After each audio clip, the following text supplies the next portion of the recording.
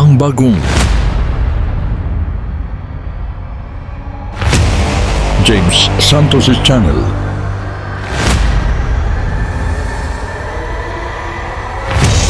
Bagong tema, bagong boses,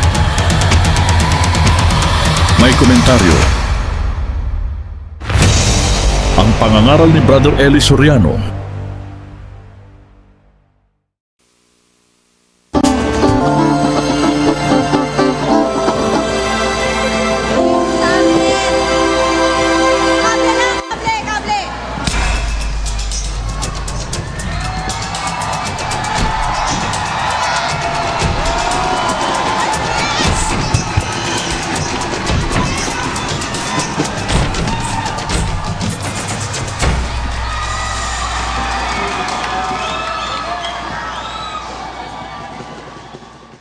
Ang mapapanood ninyo ay ang Itanong Mo Kay Soriano, Biblia ang sasagot. Patutugtugin natin ng buo ang mga tanong at sagot nang hindi mawala ang konteksto. At ginagawa natin ito sa pamamagitan ng fair use at bibigyan natin ng komento pagkatapos ng video. From Quarry Bay, Hong Kong, nakamonitor sa atin through internet, si Cynthia Balite. Cynthia, good evening. Good evening po, Mr. Soriano. Yes, ma'am. Itatanong lang po namin, sa Hong Kong po ito. Kailan po kayo pupunta rito sa Hong Kong? Pag may pamasahin na po ako. Ha? Pag meron na po akong pamasahe, pupunta po ako kung loloobin. Bakit hindi kung pag-abobonohan namin? Nakakaawa naman ako noon. Nakakaawa naman ako noon. Pamasahe ko pag aabo-abunuhan, di naman kayo kapatid pa, kapatid. Bawal po sa amin yun na kumuha ng pera sa hindi namin kapanampalataya. Kailan po kayo pupunta rito? Pag kami pamasahe na ako. Mr. Soriano, nagpapadoktrina ako. Opo. Nakakalima pa lang ako. So, ang inaalala ko lang, pag natapos ko ito ewan ko kung hanggang ilan, ano kung hindi ko matupad lahat so hindi ako karapat-dapat sa inyo? Hindi pwedeng hindi nyo matutupad. Wala namang mabigat na mabigat dyan eh. Wala ang mabigat na mabigat dyan. Hindi naman tayo aatangan ng Diyos nang hindi natin makakaya. Tandaan niyo po yun. God is a God of compassion and He is a God of justice. Hindi ho niya tayo bibigyan ng pamatok o ng papasanin na hindi natin kayang mapasan. Pakinggan niyo ang sabi ng kasulatan. Ito po ang sinasabi dito po sa aklat po ng unang Korinto. Ito po ay basahin na po natin, Brother Eli, sa Mateo. Sige, 11. Sa 11, 28, 29, ito po ang sabi po ng ating Panginoong Hesukristo sa talata. Magsiparito sa akin, kayong lahat na nangapapagal at nangabibigatang lubha, at kay aking kapagpapahingahin, pasanin ninyo ang aking pamatok at mag-aral kayo sa akin, sapagkat ako'y maamo at mapagpakumbabang puso, at masusumpungan ninyo ang kapahingahan ng inyong mga kaluluwa, sapagkat malambot ang aking pamatok at magaang ang aking pasan. Ayan. Magaang lang naman po ang ipinapapasan sa atin ng ating Panginoon. Kaya huwag kayong mag-alala na hindi nyo matutupad lahat. Maliban na lang, kapatid, kung nagdadahilan na lang kayo. Hello, good evening po. Opo, magandang gabi po. Magandang gabi po. Si Brother Eric po ba to? Yes, Your Honor. Opo, ma'am. Yes, Your Honor. Isa po akong bisita dito po sa lokal ng Hong Kong. Opo. Ngayon, ang itatanong ko lang po sana, kung halimbawa po bang, let's say for example, kagaya ko, hindi pa po kaanib ng interesa, pero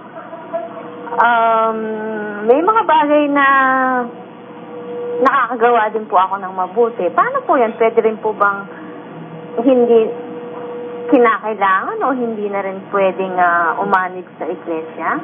Alam nyo, kapatid, ang paggawa po ng mabuti ay yan po ay nasa jurisdiction ng Panginoon ang paggawa ng mabuti. Kailangan kung gagawa tayo ng mabuti sa paraan ng Diyos. Ngayon, kung gusto nyo, gagawa kayo ng mabuti, mamimili lang kayo kung alin yung gusto nyo gawin, hindi pwede yun.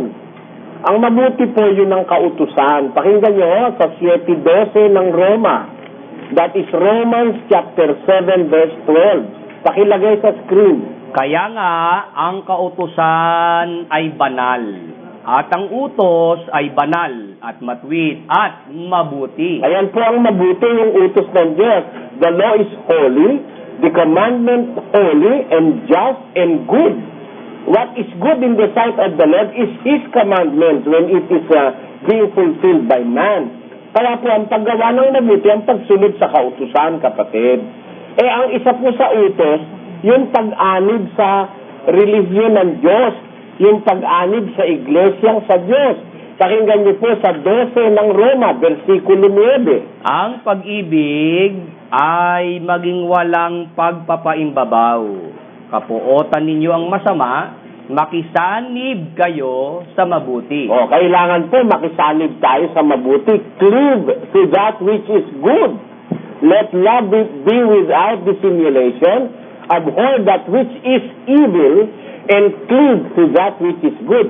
Umanib kayo sa mabuti, ang sabi po ng Biblia. Kaya, ang pag-anib po sa samahan sa Diyos, isa sa mga batas yan na mabuti. Pag hindi po natin yan sinunod, mababalilala yung ibang mabuti na ating gagawin. Kailangan po kasi sa pagsunod sa utos, dapat tutuparin natin buo. Huwag natin dadagdagan, huwag din natin babawasan. Sabi po ng Biblia. Sige po, maraming salamat. Kayo gusto niyo, huwag umanib Po? Kayo, ayaw niyo yatang umanib. Naman po sa gano'n. Ba't tinatanong niyo yan? Siguro gusto niyo maligtas kayo, inyo na lupa, inyo pa rin ang langit. Oo nga po mas ang sarap nga po nun paano po yung mga isip dito na hindi nakakarinig ng salita ng Diyos? Paano po nila maiintindihan yung nga po kasi, kagaya nyo, hindi po kayo marunong mag-Cantonese. Paano po sila? Alam niyo mga kapatid, halimbawa, kagaya nung panahon ni Kristo, no? Nangangaral siya sa Jerusalem, di ba?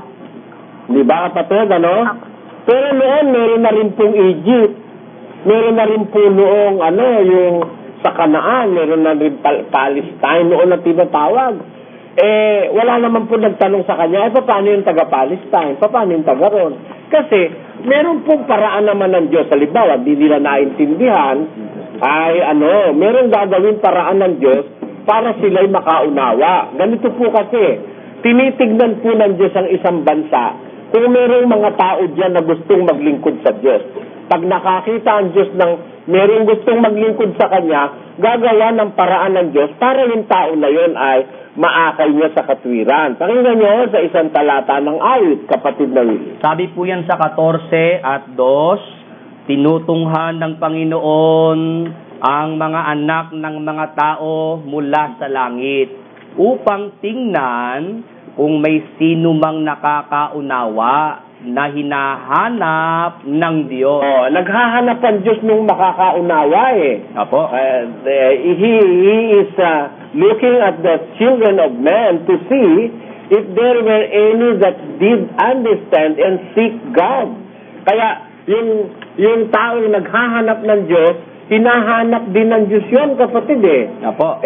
Pagka nakita niya, halimbawa, dyan sa Hong Kong, meron dyan na isang naghahanap ng Diyos. Gagawa ng Diyos ng paraan para yun makakilala ng katwiran. Minsan po, sa pagbabasa lang ng Biblia, nakakaunawa ang tao ng aral ng Diyos Huwag niyo pong problemahin yung Cantonese. Ang problemahin niyo kayo dahil naiintindihan niyo sinasabi ko. Kapatid, mananagot kayo sa Diyos. Naiintindihan niyo ako di ba? Opo. Yun ang problema niyo, hindi yung iba. Si Kristo, nung nangangaral siya, sa Jerusalem siya nagpunta Hindi naman siya tinanong, paano yung nasa Egypt? Paano yung nasa ganon? Bahala ang Diyos doon, kapatid. Good evening po, Brother Eli. Sige, magandang gabi po. Paumanin na lang po sa boses ko. Una ko pa itatanong yung tanong misis ko. Sino po ba ang nagsasalita at tinutukoy na Alpha at Omega sa Apokalipsis 21, 5 hanggang 7. Ang ating Panginoong Jesus yata yung nakasulat doon. Pakibasa mo nga, kapatid na Willie.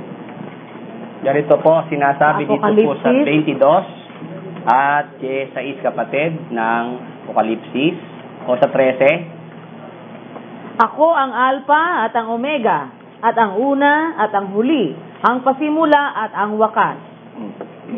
Si Kristo yung tinutukoy dyan kapatid. Alin ba yung talatang binibigay mo? 21 po, 5 hanggang 7. 21:5. 21:5. At yaong nakaluklok sa luklukan ay nagsabi, narito, ginagawa kong bago ang lahat ng mga bagay. At sinabi niya, isulat mo, sapagkat ang mga salitang ito ay tapat at tunay. At sinabi niya sa akin, nagawa na. Ako ang Alpha at ang Omega, ang pasimula at ang wakas. Ang nauuhaw ay aking paiinuming walang bayad sa Ayan. bukal. Ang nagsasalita naman dyan ay ang Ama, sapagkat ang sabi dyan, yung nakaupo sa luklukan, kapatid na Luz. Opo. Ang Ama ng ating Panginoon sa Kristo yan. Ngayon, maaaring itanong ng iba, bakit yung Ama ay Alpha at Omega? Bakit yung Anak ay Alpha at Omega? Kasi, pareho sila ng attributes kapatid na Luz. Opo. Yung Ama kasi sa Biblia tinatawag na ilaw, Ama ng ilaw sa Santiago 1:17, no? Opo. Si Kristo tinatawag ding ilaw. Tamo? Yung Ama nagsabi kay Moises, ako nga. Si Kristo, ginamit niya rin yung ako nga. Bakit maaaring gamitin ni Kristo yun? Kasi sabay naman sila ng pag-iral Oo. Nung umiral yung Ama, nasa sinapupunan na niya yung anak. Opo. Ang sabi ng Biblia sa 1:1 hanggang 3:18. Nang pasimula, siya ang Berbo, at ang Berbo ay sumasa Diyos, at ang Berbo ay Diyos. Ito rin, Ito rin ang pasimula ay sumasa Diyos. Ang lahat ng mga bagay ay ginawa sa pamamagitan niya, at alinman sa lahat ng ginawa ay hindi ginawa kung wala siya. sa 18. Walang taong nakakita kailanman sa Diyos. Ang bugtong na anak na nasa sinapupunan ng Ama, siya ang nagpakilala sa Kanya. Kaya pareho sila, magkasama sila. Ang Berbo sumasa Diyos Mula pulang umpisa, nasa Diyos na yan. Kaya kung ang Ama ay Alpha at Omega, pasimula at wakas, pwede rin sabihin ni Kristo yun dahil kasama siya ng Ama mula pa sa pasimula. Opo. Salamat po. Yung ikalawa ko pong katanungan, Brother Eli. Sige po. Kasi yung hipag ko po kasi sa probinsya ay meron po kasi siyang binabanggit na Iglesia ni Cristo po kasi siya. May sinasabi po kasi siyang meron na pong nababasa sa talata sa Biblia na sinasabing ang mga Antikristo daw po ay yung mga hindi naniniwala na si Kristo raw po ay tao. Meron ba pong nababasang ganun? Wala, mali yun. Ang Antikristo, yung hindi naniniwalang si Kristo ay Diyos. Pakinggan mo sa unang Juan 2:22. Ito po, Pakilagay sa screen. 2:22. Hindi yan. 1:7, kapatid na Ikalawang Juan. Sapagkat maraming magdaraya na Pakilagay sa ikalawang Juan. Kalawang 1:17. Sapagkat maraming magdaraya na nangagsilitaw sa sanglibutan.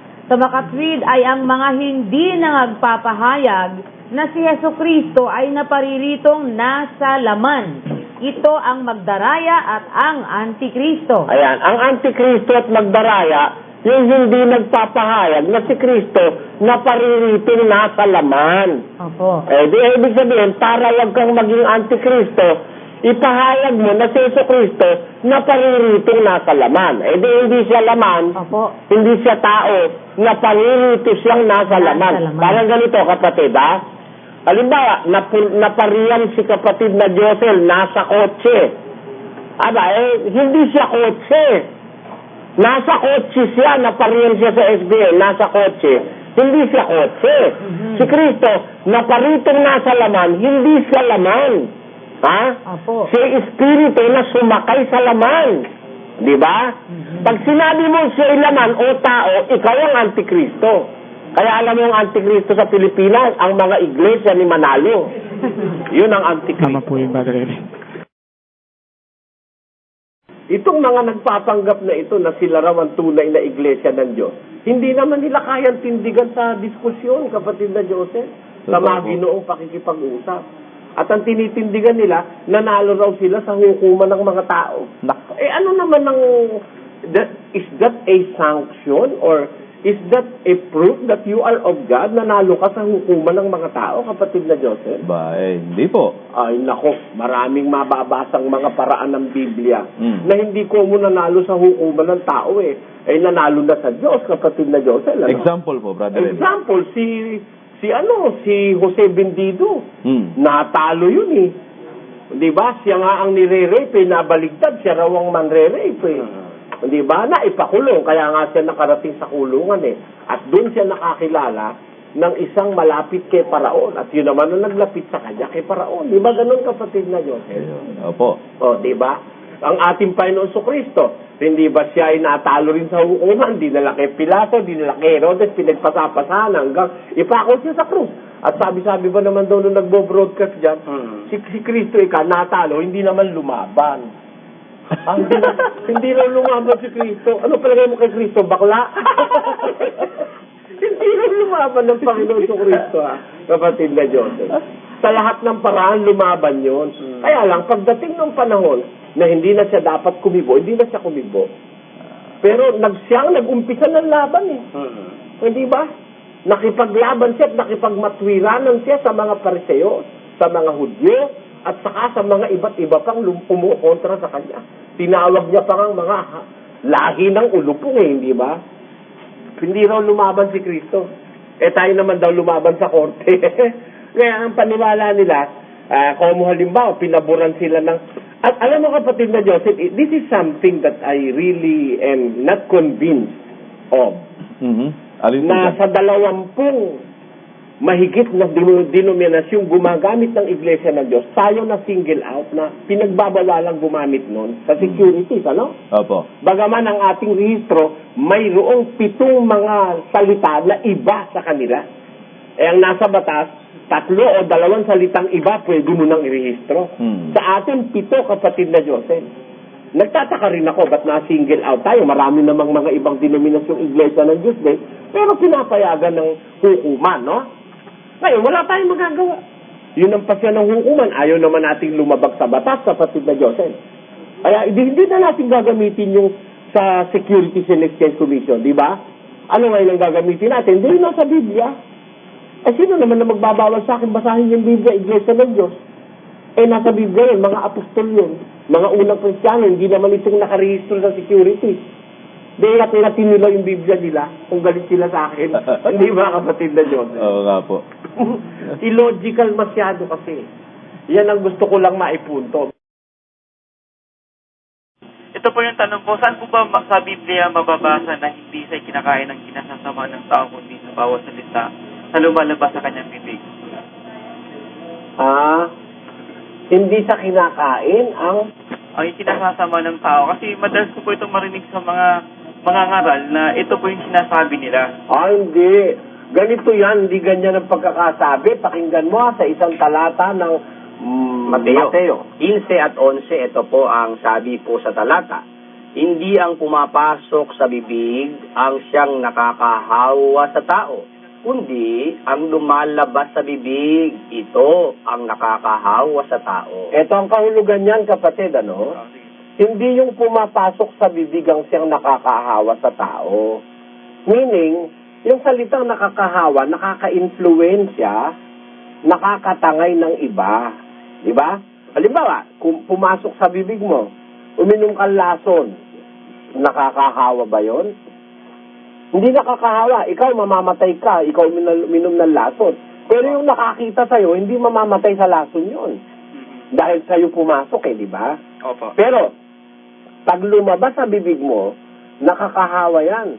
Words are influential. Tatandaan mo, ang kasinungalingan, pag lumabas sa bibig, pwedeng paniwalaan kahit yan ay kasinungalingan. Opo. Ang galit, pag lumabas sa bibig, can create crowd emotion. Di ba? At tinan mo yung ginagawa ng mga militanting grupo. Pagka galit na galit yung kanilang speaker doon, pati yung mga inaano nila, galit na galit din. Tinan mo nangyari, binato Malacanang. Dahil alam ba, babatuhin nung mga nagrarally yung Malacanang at saka yung mga pulis, kung walang galit na naitanim yung mga speaker nila doon sa mga nasa Malacanang. Opo. Kaya yung lumalabas sa bibig, nakakahawa yan sa tao. Pero kahit kumain ka ng lason, hindi ka makakahawa sa iba. Ikaw lang mag-isa maninigas. Yun ang ibig sabihin ng ating Panginoong Hesus. Kasi alam mo kung saan ang galing yan, ang konteksto niyan. Pinuna ng mga Pariseo yung mga apostol. Sabi nila sa Panginoong Hesus, ba't ganyan ng mga alagad mo, kumakain, di naghuhugas ng kamay. Opo. Masyado kasi silang mga mapamunay ang mga Pariseo na ang punto ng pagpuna parang materialismo. Puro concentrated sila sa materialism. Hindi sila concentrated dun sa spirituality. And here is Jesus Christ our Lord teaching human beings of the spiritual things, of the spiritual values in life. Kaya ang nangyari, minsan kumakain yung mga apostol, di nagugas ng kamay. Alam mo sa mga Hudyo, batas ang paghuhugas ng kamay. Kasama yan sa mga palatuntunan at kahatulan ni Moises na ang paghuhugas ng kamay, paliligo, paglalaban ng damit, pag nakahipo ng anumang bagay na karumal-dumal, batas yan at palatuntunan sa Israel. Ngayon, minsan nakita nila mga apostol kumakain, di nagugas ng kamay. Pinunan nila, sumagot si Kristo. Kayo mga papagpaimbabaw kayo. Di nyo ba nalalaman ang pumapasok sa bibig, tumutuloy sa tiyak, lumalabas sa daanan ng dumi? Hindi ito ang nakakahawa sa tao, sabi niya.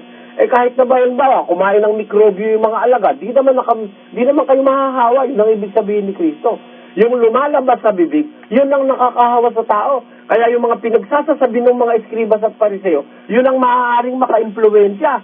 Ang katunayan naka-impluensyahan yun, nagalit ang mga tao kay Kristo at mga apostol. Kaya nung iharap siya kay Pilato, mas marami yung sumisigaw na siya ipako sa krus dahil naka-impluensya yung mga kasinungalingan sinasabi ng mga eskrib at mga pariseo laban sa ating Panginoong Hesus. Yan ang konteksto niyan, kapatid. Hindi ang ibig sabihin niyan kahit ano pwede nang kainin kagaya ng sinasabi ng born again. That is a teaching out of context. Yan po. Maraming salamat. Salamat! Hindi ba, attorney, meron tayong freedom of freedom from want? Opo. Ano ba tawag doon sa freedom of fear or from fear? Freedom from Freedom fear. from fear. Opo. Hindi ba that is, to fear is our freedom? Opo. Hindi ba? Oo. Halimbawa, ikaw si Congressman Ledesma, kinidnap yung anak mo. Oo. Natatakot kang yung anak mo patain. Oo. Hindi ka kaya magbayad ng ransom. Hindi ba ganun ang implikasyon ng attorney? Saka yung first law is the law of self-preservation. Oo, and that is a Natural law yan. natural law yan, attorney. Over and above any law. Natural law yan, yung self-preservation. You can just imagine ang trauma ng isang magulang na mahal ang kanyang anak. At kukunin sa'yo ng mga kriminal. Di siyempre lahat ng paraan gagawin mo para lang mailigtas mo ang iyong anak. Lahat talagang gagawin mo yan. Maski na lahat ng mga bawal, etc. Hindi mo na intindihin mo yung bradeli. Oo. Pag nagigipit ka nga sa patalim, kakapit ka nga, hindi ba? Kaya yun ang ibig ko lang sabihin. Hindi naman yata mabuti na parusahan si Congressman Ledesma dahil sa pagmamahal sa kanyang anak. Bagaman yan ay batas, hindi tayo tutol sa batas Alam natin ang intent of that law. Maganda intention ng batas na yan para huwag ma-encourage ang kidnapping with ransom, kapatid na Joseph. That is the intent of that law. But, while pursuing the intent of the law, we have to preserve the rights of a human being or a human person, especially a parent, in the self-preservation of his family or himself or his children. Di ba ganun yun? You know yung irresistible force. Yun nga, attorney, irresistible force. That is justifying. Justifying. Di ba yan mitigating yan, attorney? Mitigating yan Kaya irresistible force. Siguro naman dapat wag namang ibalita ng ganun, paparusahan pa, etc. Brother Eli? Yes? Opo, itong tuberculosis, ganito po pala katindi ang nagiging effect ngayon ito sa panahon natin. Ito po ba, paano po ba nag-uumpisa ito? Ay, ano yan, nakukuha yan sa hininga lang nakukuha yan. Contagious po ito. O, sa nasisinghot mo. Yung mga may TB, pag dumura, nalagay sa lupa, natutuyo sa alabok, sa alikabok, ano? Pag yung alikabok na yun, naanuhan mo, nasinghot mo rin, it's a possibility. Actually, 97% of Filipinos are infected with tubercle bacilli. Ayon sa mga dalubhasa. Pero meron lang inactive. Ibig sabihin, malakas ang resistensya, hindi nakakapag yung TB, yung TB virus. Ngayon, yung tubercle bacilli, I mean. Pero alam mo, yung report ng World Health Organization, totoong ang pinaka niyan yung kahirapan dahil merong mga potent anti-TB drugs ngayon na you don't have to wait for 6 months to cure TB. Dati 6 months yan Minsan taon pa nga binibilang. Pero ngayon 3 months lang, TB can totally be eradicated in a person's system. Kaya lang, nasa consistent na pag-take ng mga anti-TB drugs. Mahal din naman kasi, kapatid na Josel. Pero alam ko ang ating pamahalaan na ibinibigay ng mga libreng gamot para sa mga indigent patients. Minsan, nasa kapabayaan na rin kuminsan kasi ng iba yan Sana ang mga may TB, huwag kakain sa kinakainan yung kinakainan nila, huwag ipagagamit sa iba. Hindi kasi basta naaalis ng sabon yan yung mikrobyo ng TB, kapatid na Josel. Sana wag silang natutulog, nakasiping ang kanilang mga mahal sa buhay kung meron silang TB, no? At if it is not under control, makakahawa ito. At isa pa, yung ang TB, kapatid na Josel, kasi bunga ng mababang resistensya, bunga na rin ng malnutrition. Kaya yan, lumalaganap ngayon, bunga ng malnutrition yan. Pangunahin na yun. Brother Eli, wala po bang nalalabag sa katuruan ng banal na kasulatan sa mga ganito? Sex transplant?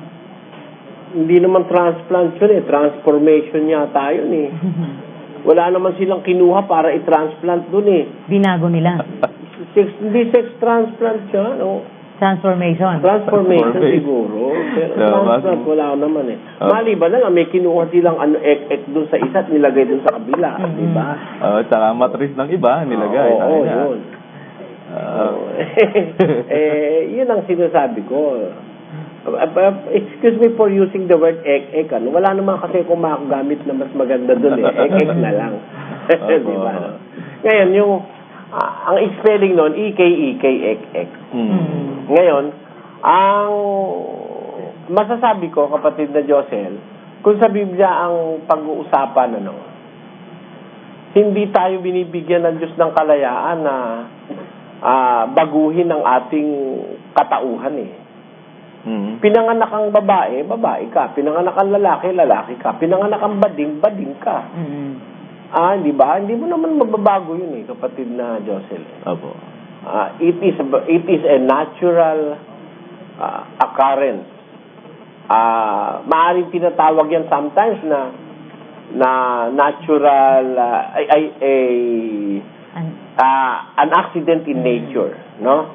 Yung pagiging bading, yung pagiging tomboy, accident in nature ang tawag nila dyan Pero whatever people call it, or whatever people may call it, ang masasabi ko, it remains na yung tao ay human being pa rin. Human being pa rin yun. Kaya bading, kaya yan siya siya'y tao pa rin na mayroong rights, dapat igalang, dapat kilalanin. Hindi kagaya sa kultura natin, pagka medyo iba na ang kilos mo at tampulang ka na ng mga pagtuya, yung mga tomboy, yung mga bading, tampulan na ng mga panunukso, ngayon, panghamak ng lipunan, gano'n.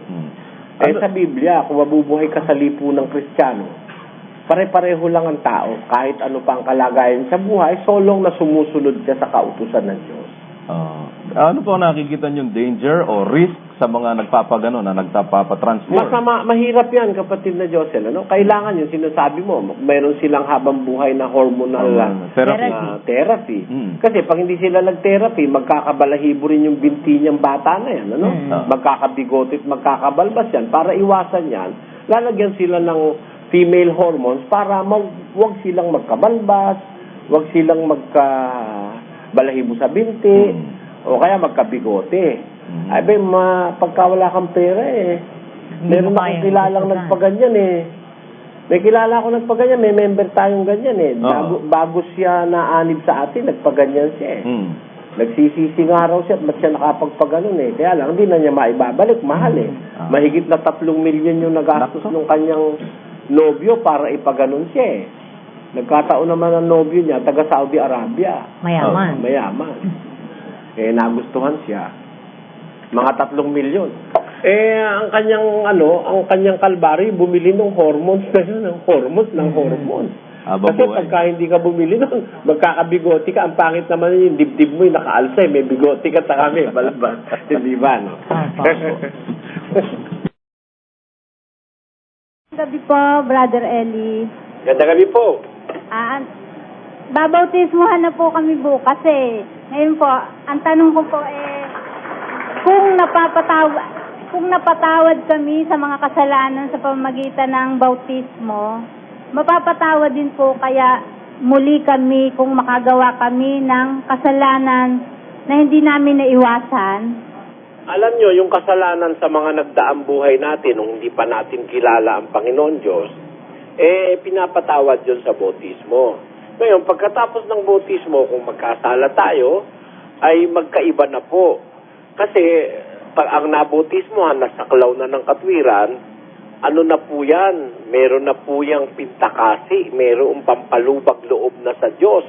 Magkasala man, bunga ng kasalanan, yung kahinaan, yung kabiglaanan, yung kamangmangan, yung hindi mo sinasadya, pinapatawad po ng Panginoon Diyos yun. Pakinggan nyo po sa unang Juan 2:1 hanggang 2 at saka dun sa 1:8 hanggang 9. Pakibasa. Mumunti kong mga anak, ang mga bagay na ito ay isinusulat ko sa inyo upang kayo'y huwag magkasala. At kung ang sino man ay magkasala, ay may tagapamagitan tayo sa Ama, si Hesukristo ang matuwid. At siya ang pangpalubag loob sa ating mga kasalanan.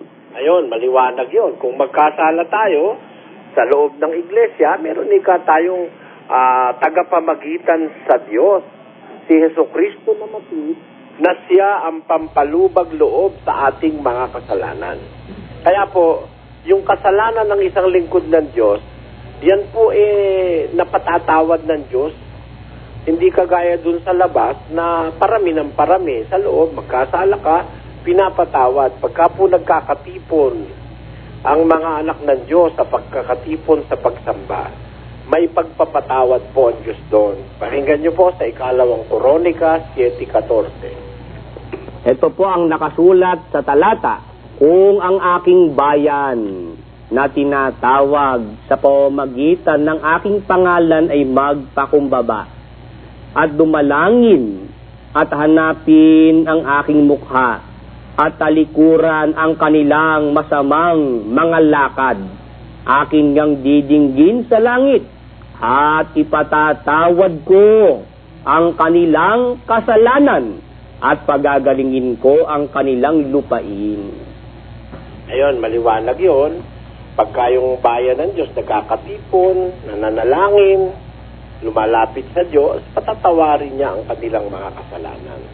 Kaya wag po kayo mag-alala kung hindi rin lang naman sinasadya at mabibigat na kasalanan, na patatawad po ng Diyos yun. Salamat po. Salamat po. Magandang gabi po, Brother Eli. Ganda gabi po. Ang itatanong ko po, tungkol dito sa oneness of God, yung Father, Son, and Holy Spirit, three in one God. Sa kabilang sekta naman, sa kanila ay yung Father, siya din yung Son. I and the Father are one. Dito sa bago sa dating daan, paano nyo ito napapaliwanag? Alam nyo kapatid, unang-una, yung salitang oneness, wala sa Biblia yun eh. Yung konsepto ng oneness, wala sa Biblia. Yung ding konsepto ng Trinity o Trinidad, wala rin sa Biblia. Sa Biblia po, merong Ama, may Anak, may Espiritu Santo. Sila po ang bumubuo dun sa tinatawag na Elohim. Yung terminolohiyang Elohim sa sa Hebreo, na isinalin po na Diyos sa Tagalog. Yun po ang Godhead. Ang tawag to ni Godhead. Ang ibig po sabihin nun, yung kadyosan, yung pagka-Diyos. Ngayon, yung pong Ama, Anak at Espiritu Santo, yan po ay tatlong kapangyarihang gumugobyerno at sumasakop sa buong sanlibutan at sa buong universo, sa langit. Iba po yung Ama sa Anak. Pare-pareho po sila ng pagkakatulad sa kalagayang Diyos, pero hindi po sila iisa na yung Ama yun din ang Anak, yung Anak yun din ang Ama. Hindi po. Iisa sila sa pagiging Diyos. Parang tayo, iisa po tayo sa pagiging tao. Ang kausap ko po, kayo tao kayo, ako naman tao. Ewan ko kung may unggoy dun sa mga nakikinig sa atin, pero tayong magkausap, iisa tayo sa pagiging tao. Pero hindi ho tayo magkaisa na parehong ng katawan natin, hindi. Gaya rin naman nung mag-asawa. Yun pong mag-asawa, na lalaki at babae, sa harap ng Diyos, iisa po yan eh. Pero iba yung lalaki, iba yung babae. Pakinggan nyo po sa Mateo 19. Ito po ang mababasa dito po sa 19 at ang talata po ay 5. At sinabi, dahil dito'y iiwan ng lalaki ang kanyang ama at ina at makikisama sa kanyang asawa at ang dalawa ay magiging isang laman. Kaya nga, hindi na sila dalawa, kundi isang laman. Ang pinapagsama nga ng Diyos ay huwag mapaghiwalayin ng tao. Ayun, pagka po yung babae at lalaki nagsama bilang mag-asawa, hindi na sila dalawa kundi isa.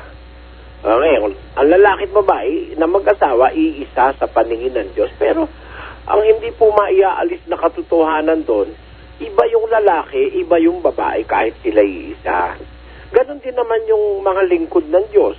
Tayo po, kung naglilingkod tayo sa Diyos, pare-pareho tayo ng pananampalataya, iisa rin tayo sa Diyos.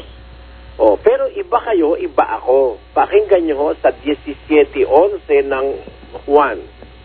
Ito po ang nakasulat po sa talata, at wala na ako sa sanglibutan. At ang mga ito ay nasa sanglibutan. At ako'y paririyan sa iyo, amang banal. Ingatan mo sila sa iyong pangalan. Yaong mga ibinigay mo sa akin, upang sila'y maging isa, na gaya naman natin. Ayun, yung mga lingkod niya, kahit marami, ingatan mo sila, Ama, sa iyong pangalan, ang sabi ng ating Panginoon.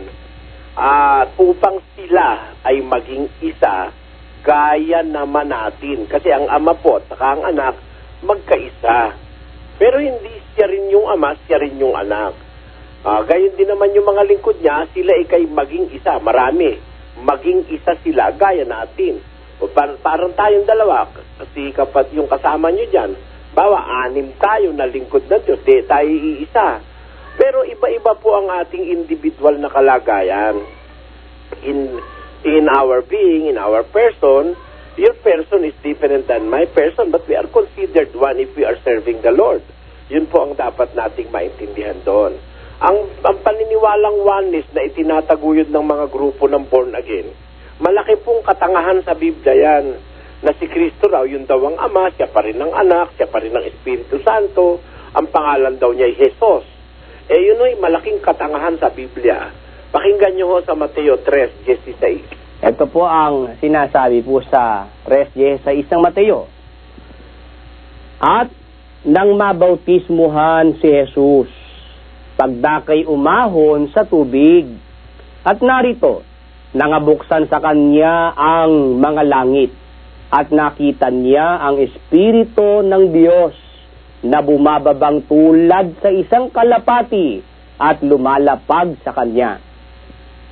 17. At narito ang isang tinig na mula sa mga langit na nagsasabi, ito ang sinisinta kong anak na siya kong lubos na kinalulugdan. Ayun, maliwanag po yan nung mangyari yan, nung bautismuhan ang ating Panginoong Hesus. Nandun siya po sa ilog ng Jordan.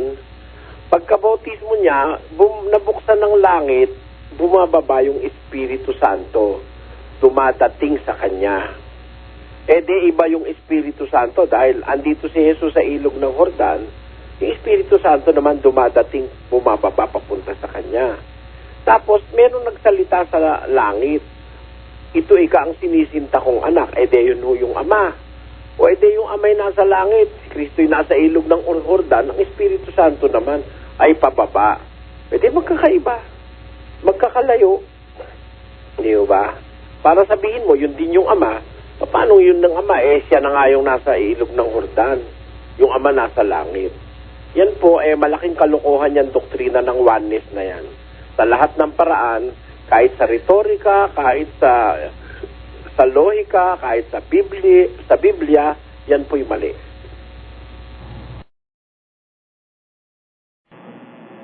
Ito pa po.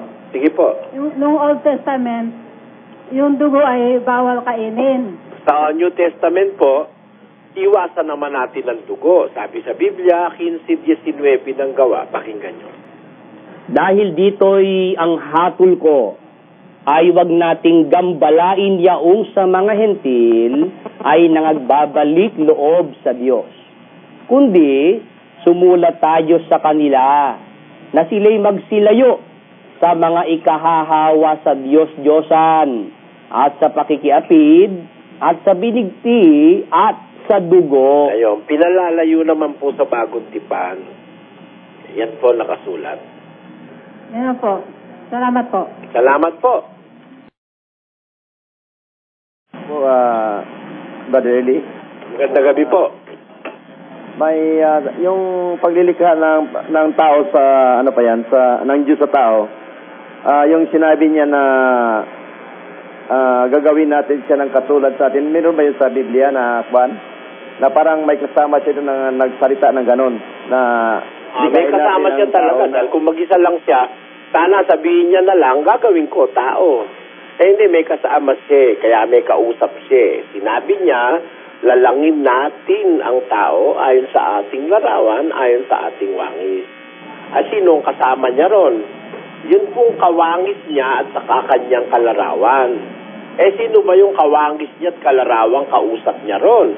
Pakinggan nyo sa Hebreo 1:1,3. Ito po ang sinasabi, ang Diyos na nagsalita ng unang panahon sa ating mga magulang sa iba't ibang panahon, ay nagsalita sa atin sa mga huling araw na ito sa pamamagitan ng kanyang anak. Palibhasay, siyang sinag ng kanyang kaluwalhatian at tunay na larawan ng kanyang pagka-Diyos. Yung anak niya po, yun ang kanyang tunay na larawan ng pagka-Diyos niya. Kaya ang kalarawan niya, yung anak, yung pong anak ang kausap niya. Nung sabihin niyang, let us make man after our image, after our own likeness. Yun po nakasulat sa Biblia. Pangalawa po, mga ilang taon na mula sa creation ni Adam and Eve hanggang sa kasalukuyan na... Hindi po natin masasabi yun. Broken down po ang history ng Bible. The Bible is not a complete history or chronological book. Yan po ay, although ang Biblia ay nagsasaad ng history, meron po diyang mga pagkakataong tumalon ang Biblia. Tumalon sa panahunan, dun sa mga tiempo ng panahon. Meron mga panahong hindi na in-specify ng kasulatan, kaya imposibleng makwenta po natin yan ngayon.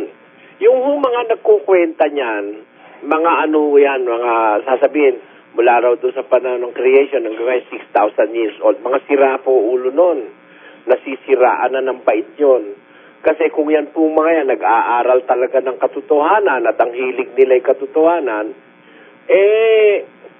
yun pong colony ng Inca, yung pong Inca na nahukay ng mga archaeologists, tinatayang meron na pong 35,000 years old yun.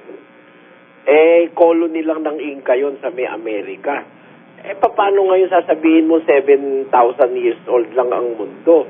Samantalang yun lang colony na yun, 35,000 years old na. Kaya po, napakamalinong kwentahin natin yan. The Bible is not meant to be a chronological book. The Bible is speaking of the truth about the services of His people to God and the history of His people, not necessarily the history of all humankind. Yan po ang aking masasabi, kapatid. Okay, salamat po. Salamat po. Magandang gabi po, Brother Eli. Apo, magandang gabi po. Natanong ko lang po kung lahat ba ng pagsisisi ay tinatanggap ng Panginoon? Conforme po sa pagtitiis. Pag ang pagtitiis niyo, pagtitiis ng taong masama, kasi masama ho, nagtitiis din po yun eh. Pakinggan nyo sa unang Pedro, ganito nating mababasa. Yan po ay nakakasulat sa 2 ng unang Pedro at ang talata po ay 20. Sapagkat, anong kapurihan nga kung kayo'y nangagkakasala at kayo'y tinatampal, ay inyong tanggapin na may pagtitiis. Ngunit kung kayo'y gumagawa ng mabuti, at kayo nagbabata, ay inyong tanggapin na may pagtitiis. Ito'y kalugod-lugod sa Diyos. Yung halimbawa, gumagawa ka ng mabuti, sinasampal ka pa, kung magtiis ka, kalugod-lugod sa Diyos. Pero ang ginagawa mo masama, sinampal ka, nagtiis ka, walang kapurihan sa Diyos yun. Dahil ano kwenta nung pinagtiisan mo yung sampal, kasalanan mo naman talaga dahil gumagawa kang masama. Kaya ang sabi ni San Pedro, diyan pa rin sa Pedro, kung kayo magbabata, magbata kayo gaya ng Kristiyano, hindi gaya, pakibasa kapatid na Willie. Ito po ang sinasabi naman po, dito po sa 4 at 15 ng unang Pedro pa rin po. Kung kayo mapintasan, ngunit, huwag magbata ang sino man sa inyo na gaya ng mamamatay tao o magnanakaw o manggagawa ng masama o gaya ng mapakialam sa mga bagay ng iba. Ayun, huwag kayo magtitiis gaya ng magnanakaw, mga masasama. Kasi yung mga magnanakaw po, nagtitiis din yan. Baka nag-aabang yan, kumisan tulog ka, iniintay ka niyang matulog. Kahit siya nilalamok dun sa silong, nagtitiis siya para makapagnakaw siya. Ganyan po. Ngayon, yun namang sa relihiyon. Baka may mga nagtitiis naman. Mali naman yung ginagawa. Yung kanilang relihiyon naman ang aral hindi naman utos ng Diyos. Wala rin pong kwenta yun. Pakinggan nyo po sa Marcos 7:7 hanggang 8. Tatapwat, walang kabuluhan ang pagsamba nila sa akin na nagtuturo ng kanilang pinakaaral ng mga utos ng mga tao. Magtiis ka na magtiis. Utos lang naman pala ng tao yung ginagawa mo. Kagaya nung nagpipinitensya, sinasaktan ng sarili, sinusugatan, nagpapapako sa krus. Hindi naman utos ng Diyos yan utos lang ng mga pari yan. Walang kwenta yung pagtitiis mo ron. Di ba? Yung mag-prosesyon ka, umilaw ka sa prosesyon, magdasal ka ng 15 minuto o kaya 1 oras na walang katigil-tigil hanggang sumakit yung panga mo at mangalay ka sa katadaldal. Hindi naman utos ng Diyos yung ginagawa mo. Wala rin nung kwenta yon, kapatid. Kaya hindi po basta pagtitiis. Ang pagtitiis, ginagamit po yan sa pagsunod sa kalooban ng Diyos.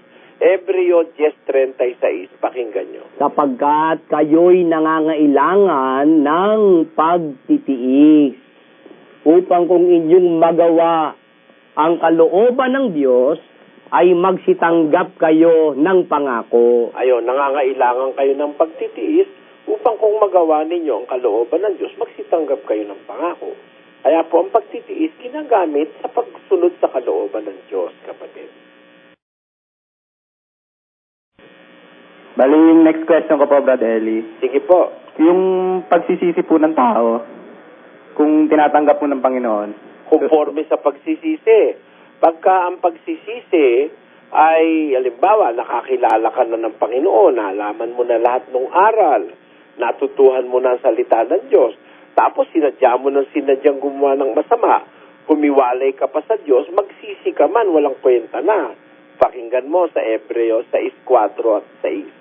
Sapagkat tungkol sa mga minsang naliwanagan at nakalasap ng kaloob ng kalangitan at mga nakabahagi ng Espiritu Santo at nakalasap ng mabuting salita ng Diyos at ng mga kapangyarihan ng panahong darating at saka nahiwalay sa Diyos ay di maaaring baguhin silang muli sa pagsisisi.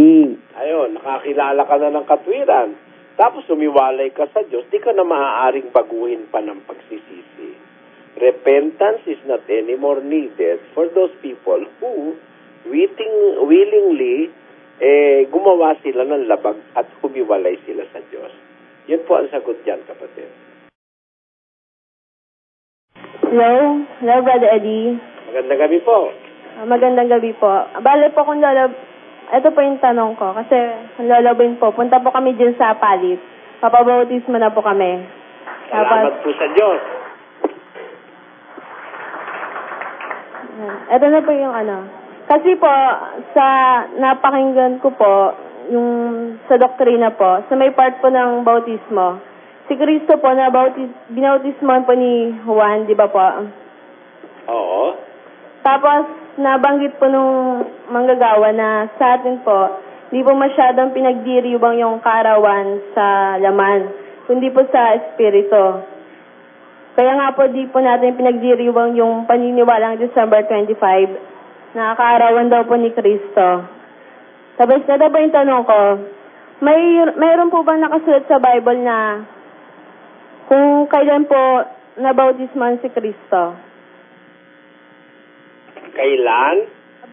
Kailan po nabautisman si Kristo? Walang sinasabi ang Bibliang eksaktong petsa ng kanyang pagkabautismo. Wala rin eksaktong petsa ng kanyang pagkapanganak sa laman. Alam mo kasi kung bakit kapatid, no? Kasi ano yan Diyos na nagkatawang tao yan Hindi siya under time. Wala siya sa ilalim ng panahon. Siya ay nasa ibabaw ng panahon. Kaya sa Biblia, hindi siya pinaglalagyan ng petsa ng kapanganakan, petsa ng pagkabautismo, petsa ng pagkamatay. May nakalagay na panahon, araw, pero hindi nakalagay yung tiyak na petsa, kapatid. Magandang gabi po, Brother Eli. Magandang gabi po. Ang itatanong ko lang po sapagkat mayroong isang kapatiran nyo na napapakinggan ko minsan, hindi daw yung masama yung pagmumura po. Ang pagmumura po, masama yan, kapatid. Lalo na, mumurahin mo yung kapwa mo tao, wala namang ginagawang masama sa'yo. At ano po ba narinig nyo? Opo. Gusto ko lang po na... Hello, ano po yung narinig sa Bible nyo? yung... Alin po yung narinig nyo, kapatid? Kasi minsan po, nagbukas ako ng TV, mayroon akong naririnig na pagmumura sa kapwa po. Sapagkat nababasa ko sa Bible na hindi ko malaman kung saan na talata na yung isang tao na tinanggap si Kristo ay isang ng bagong nilalang at wala na po ang dating lumang buhay. Katulad po ng pagsasalita na hindi maganda po. Ibig nyo sabihin, pagka-Kristiyano na, hindi na nagsasalita ng hindi maganda? Opo. Ay, mali po yung paniniwala nyo, kapatid. Ang Kristiyano po, nagsasalita rin ng hindi maganda, ukol dun sa taong gumagawa ng hindi maganda. Yun ho bang magnanakaw maganda ho ba yun? Hindi. Hindi. Bakit si San Juan, sinabi niya si Judas magnanakaw? Kung ang gagawin niya, hindi siya magsasalita ng hindi maganda, sasabihin niya, si Judas, ang bait-bait niyan. Gaganon siya. Manloloko siya. Masama po yun. Yung masama sasabihin mo mabuti. Masama po sa Diyos yun. Pakinggan nyo. Sabi po sa 24:24 ng Kawikaan, siyang nagsasabi sa masama, ikaw ay matuwid, susumpain siya. Makikita nyo. Kasumpa-sumpa po yung sasabihin mo yung masama, matuwid eh. Kaya yung masama, halimbawa, meron kang anak, kapatid, nagpatutot. Halimbawa, sinabi ko, yung anak mo patutot. Masama yun, di ba? Di ba masama yun, kapatid? Opo. Pero, muna, di pa ako tapos. Pinaparatangan mo kasi kung nagmumura, tapusin mo ko, maintindihan mo ang punto ko. Halimbawa, yung anak mo pumasok ng pokpok. Halimbawa lang, di ko naman sinasabi yun, ano? O kaya, anak ni kapatid na Sani, pumasok ng pokpok. Sabi ko ngayon, kapatid na Sani, yung anak mo pokpok, patutot. Nagmumura ba ako noon? Sinasabi ko lang na yung anak niya patutot. Kasi totoo naman patutot eh. Ang masama, yung babaeng malinis, sabihin mong patutot. Yun ang hindi tama. Pero, yung talagang patutot siya, sinabi mo siyang prostitute o patutot, hindi masama yun. Ginagamit mo lang yung salita na ukol sa kanya. Halimbawa, pastor, manluloko. Walang malay sa Biblia. Sabi ko, tanga. O ano ngayon, masama ba yun? Pagmumura ba yun? Tanga nga talaga eh. Kaya nga tanga, nililigaw yung tao. Hindi alam yung Biblia. Nagtuturo, di alam tinuturo niya. O, di ba? Hindi pagmumura yun. Halimbawa, sinabi ko, tarantado yung pastor mo. Nagmumura ba ako? Ang kahulugan ng tarantado, tignan mo sa diksyonaryo, eto nakasulat. Pakilagay sa screen. Ito po ang sinasabi ng UP Diksionaryong Filipino. Ang tarantado, ganito po ang kahulugan. Number 1, walang prinsipyo o pag-aatubiling moral. Number 2, may masamang gawain o pag-aasal. Ayun, hindi pagmumura yun. Pag sinabi mo ang isang tao ay tarantado, ibig sabihin wala siyang prinsipyo. Tangayin siya. Madali siyang malito. Madali siyang mataranta. Tapos, isang taong may masamang gawain, yun ang kahulugan ng tarantado. Kaya pag sinabi ko, halimbawa, tarantado yung pastor na nanloloko sa kapwa, hindi pagmumura yun, nagsasabi lang ako ng totoo. Ganun yun, kapatid. Kapatid na Eli, mayroon pa akong pangalawang tanong. Sige po. Kasi mayroong isang tao, sarado siyang Katoliko, bali tinanggap na si Kristo. Kasi yung lumang buhay niya po, bali isa siyang lahat na besyo natitikman na, ngunit tinanggap na si Kristo, nawala na yung dati ng buhay, yung lumang buhay niya, bali isa na siyang binago ni Kristo. At saka, bali yung mga kaibigan niya po, nagugulat na lang minsan na ano ang sekreto sapagkat siya ay binago ng Panginoon at wala na siya po sa lumang buhay. Paano ka gagayahin ng isang kapwa mo kung nandoon ka pa rin sa lumang buhay? Alam mo, kapatid, ang lumang buhay, hindi naman binabago lahat yung lumang buhay eh. Merong bagay na hindi mo na mababago sa buhay. Tandaan mo yon. Alam mo kung ano ba ang binabago? Pakinggan mo sa Efeso, sa 4. Ito po ang mababasa sa 4 at ang talata po ay 23 patuloy. Ganito po ang nakasulat sa talata. 22 po muna natin umpisahan. Doon na lang sa at kayo'y magbago. At kayo'y magbago sa espiritu ng inyong pag-iisip. At kayo'y magbihis. At kayo'y magbihis ng bagong pagkatao na ayon sa Diyos ay nilalang sa katuwiran at sa kabanalan ng katotohanan. Ayun, maliwanag dyan, magbabago tayo sa espiritu ng ating pag-iisip. Yun ang dapat pangunahing mabago, yung nasa loob, yung espiritu ng pag-iisip. At tapos magbibihis ng isang bagong pagkatao na ayon sa Diyos ay nilalang sa katuwiran at sa kabanalan at sa katotohanan. Tignan mo, ang pagbabago, dapat you are clothed with the truth. You are equipped with the truth. Ikaw ay binihisan ng katotohanan, yun ang pagbabago. Kaya ako, ang gusto ko katotohanan. Kaya pag manluloko ka, pastor ka, limbawa, manluloko ka, sasabihin ko, manluloko ka. Yun ang pruwebang nagbago na ako dahil marunong na ako magsalita ng totoo kahit kagalitan ako ng mga tanga. O, diba? Yun. Maraming salamat po. Salamat. Ang susunod po, si kapatid na Charles Dublin, isa pong born again. Magandang gabi po, Brother Eddie. Maganda pa po kayo sa gabi. Sige. Tanong ko lang po, no, kapag ka po ba ang isang tao ay kinasal na tapos nag-file po siya ng annulment, magkakasala po ba siya sa Diyos kapag nag-asawa po siya ulit? Alam mo, yung annulment, sa Iglesia Katolika lang yan, saka sa mga Protestanting purupot. Kay Kristo, walang annulment of marriage. Kaya halimbawa, nag-asawa ka, kinasal ka, kay Kristo, hiniwalayan mo, huwag kang mag-aasawa. Bawal yun. Pakinggan mo ha, sa unang Korintos 7. Ganito po ang mababasa sa 7 ng unang Korinto, sa 7 at ang talata ay 10. Tatapwat sa mga may asawa ay aking ipinag-uutos, ngunit hindi ako kundi ang Panginoon, na ang babae ay huwag humiwalay sa kaniyang asawa. Kung humiwalay, tuloy mo doon sa kung humiwalay. Tatapwat, kung siya'y humiwalay, ay manatiling walang asawa o kaya'y makipagkasundo sa kaniyang asawa. Ngayon, halimbawa, humiwalay ka, mananatili kang walang asawa. Ngayon, kung di ka na makakatiis, makipagkasundo ka ulit sa asawa mo. Wala kang kalayaang mag-asawa sa iba. Yung annulment, consuelo di bobo lang yan sa Katoliko. Scapegoat lang ng Katoliko yan para masunod yung gusto ng mga lalaki at babae na gustong makatikim ng marami. Tinan mo yan, yung mga karamihang artista, iba-ibang putahe gustong matikman, kaya annulment ng annulment. Mababalitaan mo, 3 taon, annulment. Pagkatapos ng annulment, di naman nagkasundo. Hindi ko naman kailangan ikwento yan, magagalit na lang yung mga artista sa akin. Pero miyembro ng Oasis yan.